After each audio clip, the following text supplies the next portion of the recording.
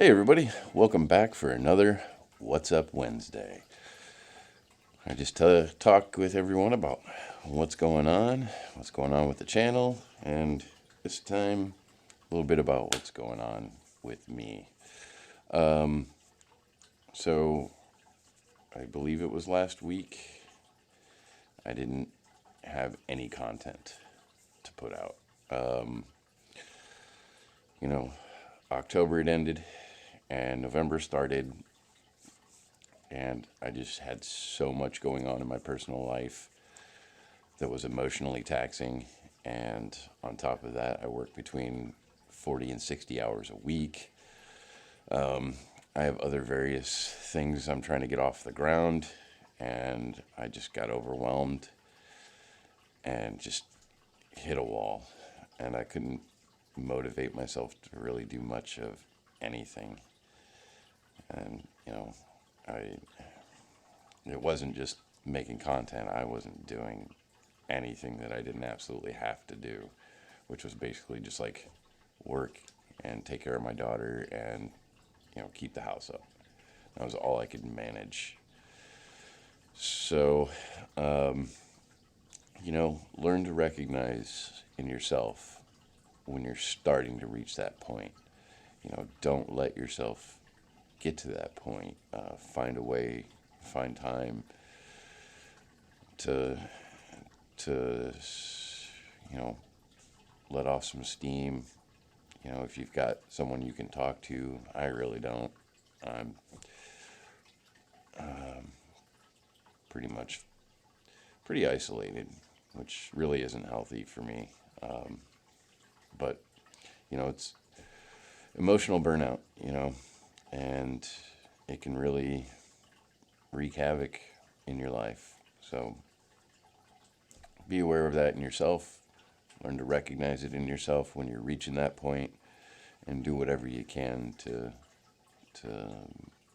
make sure you don't reach that point. It's not a fun place to be.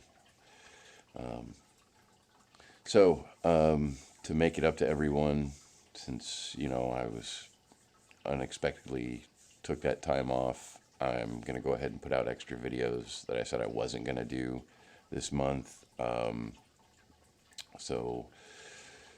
There will be a little adventures. There will be a cooking with Indy, and I'm going to try and sneak in some extra diaper reviews, disposable reviews. So we'll see how that goes.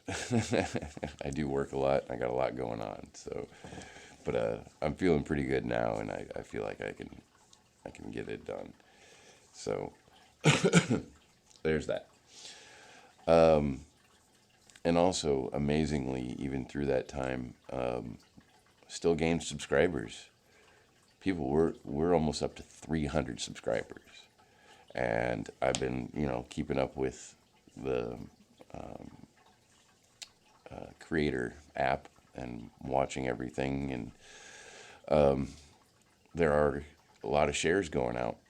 You're doing your part, and that's kind of why I do feel bad about not putting out that content. Is because y'all are doing your part. You're sharing, you're liking, people are subscribing.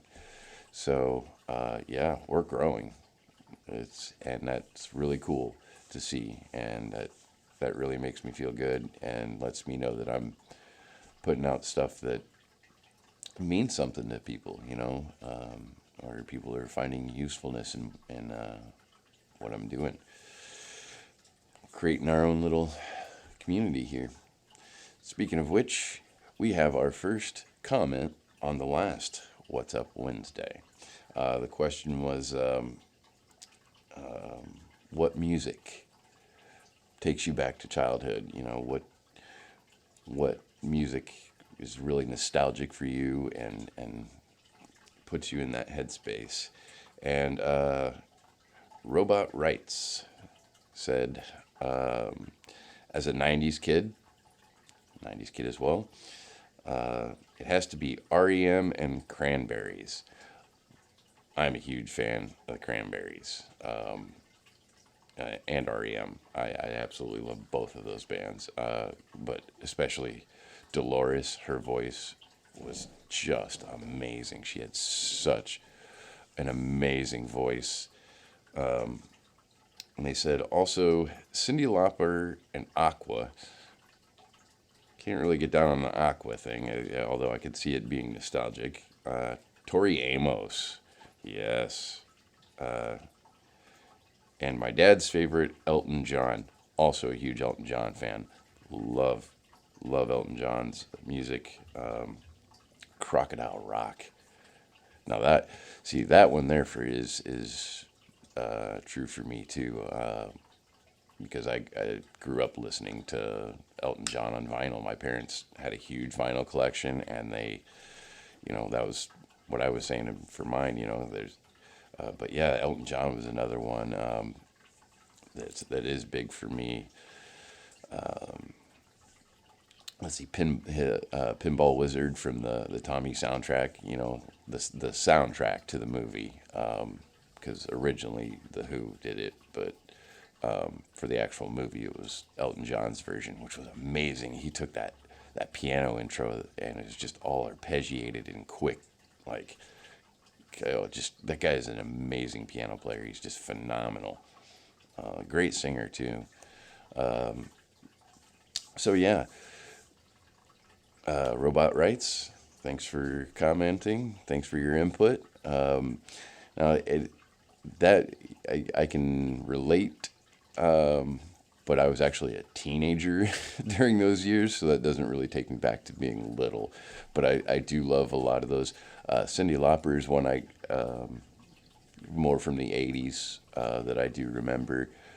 And I didn't really get into her stuff until I got a little older and started having a thing for female voices. And that's her and Dolores are two of the big ones for me. That's something about that unique voice.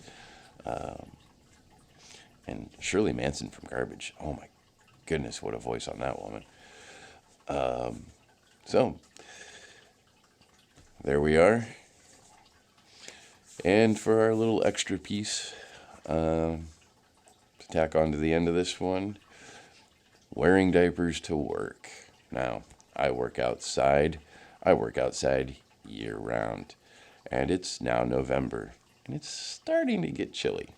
In the mornings anyways. We've had a weird warm spell here where it's still been like 60 degrees, so but yeah, in the wintertime, I wear to work because it's cold.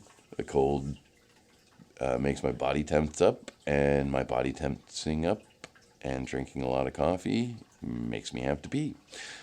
And you would be surprised to find out that they actually really, really frown on people just kind of peeing wherever, even though we work outside. It's a really big deal. People lose their jobs over it, or have lost their jobs over it, gotten kicked off site. So it's a really big deal. So what do I do about that? I wear diapers to work. But you might be saying, Indy, that's going to get kind of expensive, isn't it?